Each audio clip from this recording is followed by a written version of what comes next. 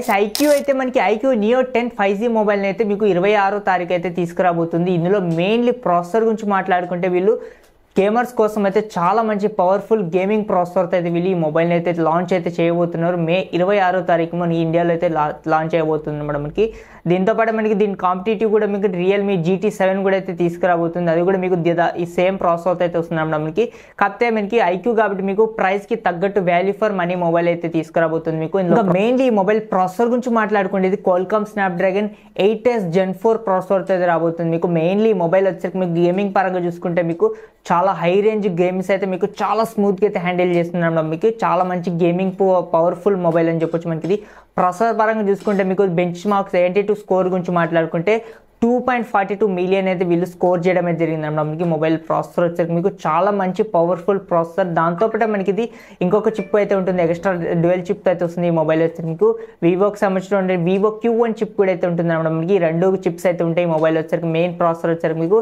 Snapdragon 7s Gen 4 processor, second processor వచ్చేసరికి మీకు Q1 chip అయితే ఉంటుంది. మీకు ఈ రెండు కలిసి అయితే మీకు గేమింగ్ పర్ఫార్మెన్స్ అయితే కొంచెం బూస్ట్ చేయడం జరుగుతుంది. మీకు గేమింగ్ పరంగా చూసుకుంటే మీకు కొంచెం బెటర్ అయితే ఉంటుంది అన్నమాట. మీకు ఈ రెండు ప్రాసెసర్స్ అయితే ఉంటాయి కాబట్టి మీకు ఒకదాని మీద హెవీ లోడ్ పడకుండా మీకు ఈ రెండు ప్రాసెసర్స్ అయితే మెయింటైన్ చేస్తుంటాయి. ఇంకా దాంతోపాటు ఇందులో కెమెరాస్ గురించి మాట్లాడుకుంటే మాత్రం వీళ్ళు 50 మెగాపిక్సెల్ సోనీ సెన్సర్ అయితే తీసుకురాబోతున్నారు. ఆప్టికల్ ఇమేజ్ స్టెబిలైజేషన్ ఆప్షన్ కూడా అయితే ఉంటుంది. ఫ్రంట్ కెమెరా వచ్చేసరికి మీకు 32 మెగాపిక్సెల్ ఫ్రంట్ ఫేసింగ్ కెమెరా అయితే రాబోతుంది. మీకు బ్యాక్ సైడ్ వచ్చేసరికి మీకు డిఎల్ కెమెరా సెటప్ అయితే వీళ్ళు ఈ మొబైల్ అయితే తీసుకురాబోతున్నారు. Main camera 50 megapixel camera, front వచ్చేసరికి మీకు 32 మెగాపిక్సెల్ ఫ్రంట్ ఫేసింగ్ కెమెరా అయితే తీసుకురాబోతున్నారు. ఇంకా డిస్ప్లే వచ్చేసరికి మీకు ఇందులో 1.5K AMOLED డిస్ప్లే అయితే వీళ్ళు ఈ మొబైల్ అయితే తీసుకురాబోతున్నారు. 144 Hz రిఫ్రెష్ రేట్ తో కూడిన డిస్ప్లే అనమాట మనకి. దాంతో పాటు మనకి ఇది ర్యామ్ అండ్ స్టోరేజ్ కూడా మీకు LPDDR5X అల్ట్రా ర్యామ్ తో అయితే వస్తుంది. మీకు UFS 4.1 స్టోరేజ్ తో కూడా అయితే లభిస్తుంది అన్నమాట. మనకి speed RAM and speed storage కూడా అయితే ఉంటుంది ఈ మొబైల్లో. ఇంకా దాంతో పాటు మనకి బ్యాటరీ అండ్ ఫాస్ట్ ఛార్జింగ్ కూడా మీకు ఏకంగా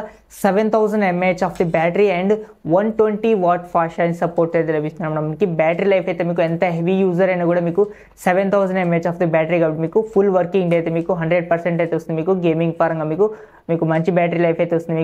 మీకు ఫాస్ట్ ఛార్జింగ్ కూడా మీకు 120 వాట్ ఇవ్వడం అయితే జరిగింది కాబట్టి మీకు ఈజీగా అయితే మీకు ఫాస్ట్ ఛార్జింగ్ అయితే అవుతుంది ఈ మొబైల్ వచ్చేసరికి. ఇంకా డీటెయిల్ ఫుల్ ఇన్ఫర్మేషన్ అయితే మే 26వ తారీఖు అయితే తెలుస్తుంది మీకు. దాంతోపాటు మనకి GT7 వచ్చేసరికి మీకు ఇది 27వ తారీఖు అయితే లాంచ్ అయితే చేయబోతున్నారు అనమాట. మనకి కాకపోతే మీకు వాల్యూ ఫర్ మనీ మొబైల్ కొంచెం ప్రైస్ తగ్గించైతే మనకి ఐక్యూ నియో 10 మొబైల్ మీకు కొంచెం తక్కువ కాస్ట్లో అయితే తీసుకురావచ్చు. మీకు ఈ ప్రాసెసర్తో మీకు గేమింగ్ కోసం అయితే మంచి మొబైల్ అని చెప్పొచ్చు. మనకి ఇది ఫుల్ డీటెయిల్ ఇన్ఫర్మేషన్ అయితే మనకి మే 26వ తారీఖు అయితే తెలుస్తుంది. మీకు ప్రైస్ గురించి మాట్లాడుకుంటే ఎక్స్పెక్టెడ్ ప్రైస్ వచ్చేసరికి మీకు ఇది ఒక 35 నుంచి 40K బడ్జెట్ లోపు అయితే తీసుకురావచ్చు. మీకు ఐక్యూ కాబట్టి మీకు కొంచెం వాల్యూ ఫర్ మనీ మొబైల్ అయితే తీసుకురావచ్చు. మీకు 35 నుంచి 40K బడ్జెట్లో అయితే తీసుకురావచ్చు. మీకు ఏమనిపిస్తుందో కామెంట్ సెక్షన్లో కామెంట్ చేయండి.